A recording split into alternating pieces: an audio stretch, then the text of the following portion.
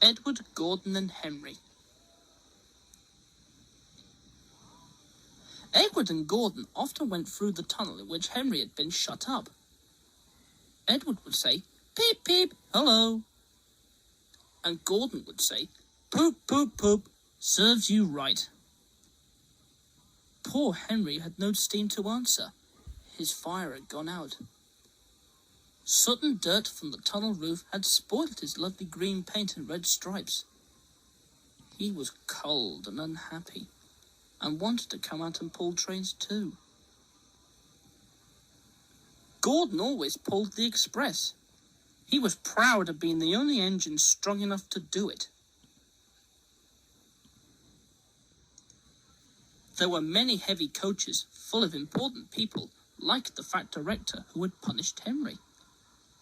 Gordon was seeing how fast he could go. "Hurry, hurry, hurry," he panted. "Trickety-trock, trickety-trock, trickety-trock," said the coaches. Gordon could see Henry's tunnel in front. In a minute, he thought, "I'll poop, poop, poop at Henry and rush through and out into the open again." Closer and closer he came. He was almost there when, crack, whoosh! He was in a cloud of steam and going slower and slower.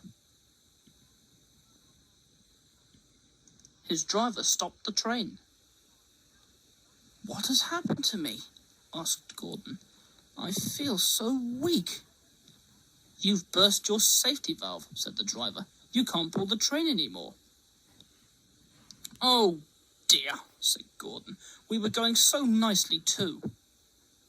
Look at Henry laughing at me." Gordon made a face at Henry and blew smoke at him. Everybody got out and came to see Gordon. "Humph," said the fat director. "I never liked these big engines, always going wrong. Send for another engine at once." While the guard went to find one, they uncoupled Gordon and ran him on a siding out of the way.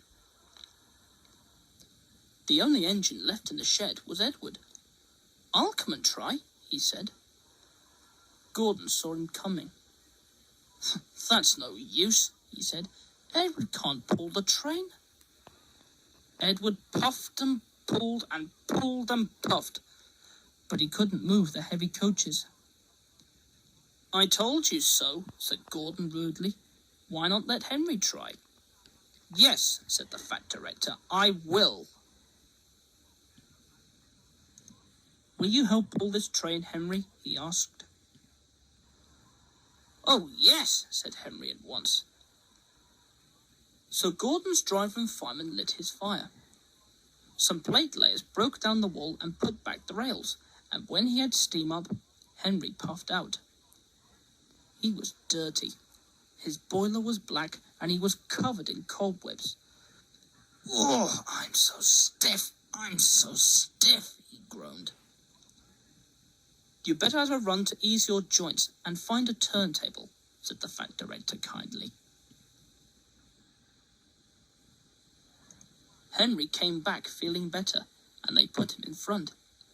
"Peep, peep," said Edward. "I'm ready." "Peep, peep, peep," said Henry. "So am I." "Pull hard, pull hard, pull hard," puffed Edward. "We'll do it, we'll do it, we'll do it," puffed Henry.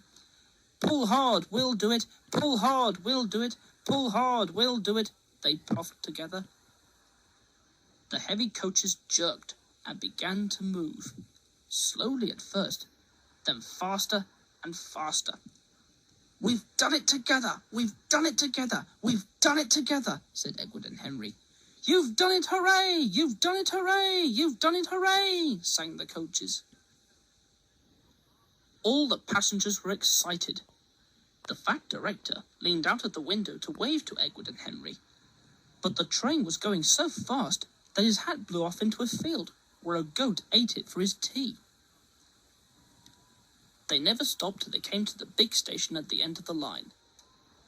The passengers all got out and said, "Thank you." And the fat director promised Henry a new coat of paint. "Would you like blue and red?" Yes, please, said Henry. Then I'll be like Edward.